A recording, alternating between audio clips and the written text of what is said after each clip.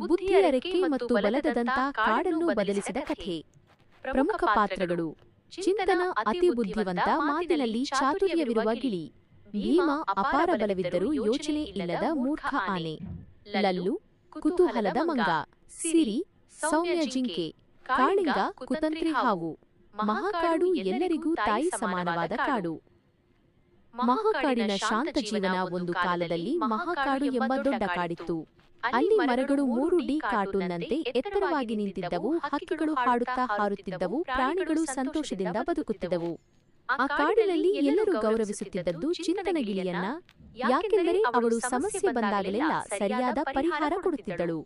ಆದರೆ ಅದೇ ಕಾಡಿನಲ್ಲಿ ಇದ್ದನು ಭೀಮ ಆನೆ. ಬಲದಲ್ಲಿ ದೊಡ್ಡವನು, ಆದರೆ ಯೋಚನೆಯಲ್ಲಿ ಚಿಕ್ಕವನು. ಭೀಮದ ಅಹಂಕಾರ. ಭೀಮ ಪ್ರತಿದಿನ ಹೇಳುತ್ತಿದ್ದ, ನಾನು ಒಬ್ಬನೇ ಸಾಕು, ನನ್ನ ದಂತಗಳ ಮುಂದೆ ಎಲ್ಲವೂ ಸೋಲು. ಅವನು ಮರಗಳನ್ನು ಬೇಡದೆ ಒಡೆಯುತ್ತಿದ್ದ, ಚಿಕ್ಕ ಪ್ರಾಣಿಗಳನ್ನು ಹೆದರಿಸುತ್ತಿದ್ದ, ಯಾರ ಮಾತು ಕೇಳುತ್ತಿರಲಿಲ್ಲ. ಚಿಂತನ ದೂರದಿಂದ ನೋಡುತ್ತಾ ನಿಟ್ಟುಸಿರು ಬಿಡುತ್ತಿದ್ದಳು. ಗಿಳಿಯ ಎಚ್ಚರಿಕೆ. ಒಂದು ದಿನ ಚಿಂತನ ಹೇಳಿದಳು, ಭೀಮ, ನಿನ್ನ ಬಲ ದೊಡ್ಡದು, ಆದರೆ ಬುದ್ಧಿ ಇಲ್ಲದ ಬಲ ಕಾಡಿಗೆ ಅಪಾಯ. ಭೀಮ ನಗುತ್ತಾ ಉತ್ತರಿಸಿದ, ನಿನ್ನ ಮಾತು ಗಾಳಿಯಂತೆ, ನಾನು ನಡೆಯುವುದೇ ಕಾನೂನು. ಕಾಡಿನ ಪ್ರಾಣಿಗಳು ಮೌನವಾಗಿದ್ದವು. ಭಯಾನಕ ಸಮಸ್ಯೆ. ಕೆಲವು ದಿನಗಳ ನಂತರ ಬಿಸಿಲು ಹೆಚ್ಚಾಯಿತು, ಮಳೆ ಬರಲೇ ಇಲ್ಲ. ಕಾಡಿನ ಮಹಾನದಿ ಒಣಗತೊಡಗಿತು. ಎಲ್ಲ ಪ್ರಾಣಿಗಳು ಗಾಬರಿಗೊಂಡವು. ಮೂರ್ಖ ನಿರ್ಧಾರ ಸಭೆಯಲ್ಲಿ ಭೀಮ ಹೇಳಿದ, ನಾನು ಬಲದಿಂದಲೇ ನೀರನ್ನು ತರುತ್ತೇನೆ. ಯಾರ ಮಾತನ್ನೂ ಕೇಳದೆ ಅವನು ದೊಡ್ಡ ಬಂಡೆಗಳನ್ನು ಎಳೆದು ನದಿಯ ದಾರಿಯನ್ನೇ ಮುಚ್ಚಿಬಿಟ್ಟ. ಪರಿಣಾಮ: ಉಳಿದ ನೀರು ನಿಂತು ಹೋಯಿತು, ಕೆಸರು ಹೆಚ್ಚಾಯಿತು, ಪ್ರಾಣಿಗಳು ಸಿಲುಕಿಕೊಂಡವು. ಬುದ್ಧಿವಂತ ಗಿಳಿಯ ಗಮನ. ಚಿಂತನ ಆಕಾಶದಿಂದ ಎಲ್ಲವನ್ನೂ ಗಮನಿಸಿದಳು. ಅವಳು ಕಂಡದ್ದು ಹಳೆಯ ಒಣಗಿದ ಕಾಲುವೆಗಳು, ಮರಗಳ ಬೇರುಗಳ ದಿಕ್ಕು, ನೆಲದ ಬಿರುಕುಗಳು. ನದಿ ಇಲ್ಲ, ಆದರೆ ಭೂಗತ ನೀರು ಇನ್ನೂ ಜೀವಂತ ಇದೆ. ಕಾಳಿಂಗನ ಕುತಂತ್ರ.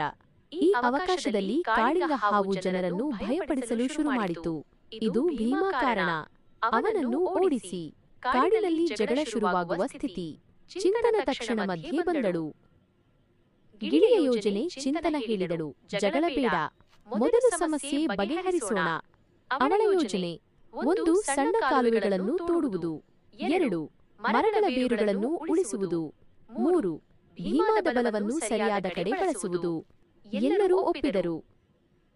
ಭೀಮದ ಪತನ. ಕಾಲುವೆ ತೋಡುವಾಗ ಭೀಮ ಅತಿಯಾಗಿ ಬಲ ಪ್ರಯೋಗಿಸಿದ. ಅವನು ಕೆಸರಿನಲ್ಲಿ ಸಿಕ್ಕಿಬಿದ್ದ. ಮೊದಲ ಬಾರಿ ಅವನಿಗೆ ಸಹಾಯ ಬೇಕಾಯಿತು. ಚಿಂತನ, ನಾನು ತಪ್ಪು ಮಾಡಿದೆ. ಬುದ್ಧಿ ಮತ್ತು ಬಲ ಒಂದಾದ ಕ್ಷಣ ಚಿಂತನ ಶಾಂತವಾಗಿ ಹೇಳಿದಳು, ಈಗ ಕೇಳು, ನಿಧಾನವಾಗಿ ಚಲಿಸು, ಬಲವನ್ನು ನಿಯಂತ್ರಿಸು, ಇತರರ ಸಹಾಯ ಸ್ವೀಕರಿಸು. ಭೀಮ ಕೇಳಿದ. ಅವನು ಹೊರಬಂದ. ಕಾಡಿಗೆ ಹೊಸ ಜೀವ. ಎಲ್ಲಾ ಪ್ರಾಣಿಗಳು ಒಟ್ಟಾಗಿ ಕೆಲಸ ಮಾಡಿದವು. ಫಲಿತಾಂಶ: ಭೂಗತ ನೀರು ಹೊರಬಂತು, ನದಿ ಮತ್ತೆ ಹರಿಯಿತು, ಮಳೆ ಸುರಿಯಿತು, ಮಹಾಕಾಡು ಮತ್ತೆ ಹಸಿರಾಯಿತು. ಭೀಮದ ಬದಲಾವಣೆ. ಭೀಮ ಕಣ್ಣೀರಿನಿಂದ ಹೇಳಿದ, ನಾನು ಬಲವಂತನಾಗಿದ್ದೆ, ಆದರೆ ಜಾಣನಲ್ಲ. ಇಂದಿನಿಂದ ನಾನು ಬುದ್ಧಿಯ ಮಾತು ಕೇಳುತ್ತೇನೆ. ಚಿಂತನ ನಗಿದಳು. ಹೊಸ ನಾಯಕತ್ವ. ಕಾಡಿನ ಸಭೆ ತೀರ್ಮಾನಿಸಿತು. ಚಿಂತನ ಮಾರ್ಗದರ್ಶಿ, ಭೀಮ ಕಾರ್ಯನಿರ್ವಹಣಾ ನಾಯಕ. ಇಬ್ಬರೂ ಒಟ್ಟಾಗಿ ಕಾಡನ್ನು ಕಾಪಾಡಿದರು. ಕಥೆಯ ಗಾಢ ಸಂದೇಶ: ಬುದ್ಧಿ ದಾರಿ ತೋರಿಸುತ್ತದೆ, ಬಲ ಕೆಲಸ ಮಾಡಿಸುತ್ತದೆ. ಬುದ್ಧಿ ಸಂಕಲನ, ಬಲ ಸಮ ಶಾಶ್ವತ ಯಶಸ್ಸು. ಲೈಕ್ ಮಾಡಿ, ಶೇರ್ ಮಾಡಿ, ಸಬ್ಸ್ಕ್ರೈಬ್ ಮಾಡಿ, ಹಾಗೆ ಪಕ್ಕದಲ್ಲಿರೋ ಬೆಲ್ ಐಕಾನ್ ಕ್ಲಿಕ್ ಮಾಡಿ ಆಲ್ ಆಪ್ಷನ್ನ ಕ್ಲಿಕ್ ಮಾಡಿಕೊಳ್ಳಿ. ನಾನು ಯಾವುದೇ ವಿಡಿಯೋ ಹಾಕಿದ್ರೂ ಫಸ್ಟ್ ನೀವೇ ನೋಡಬಹುದು.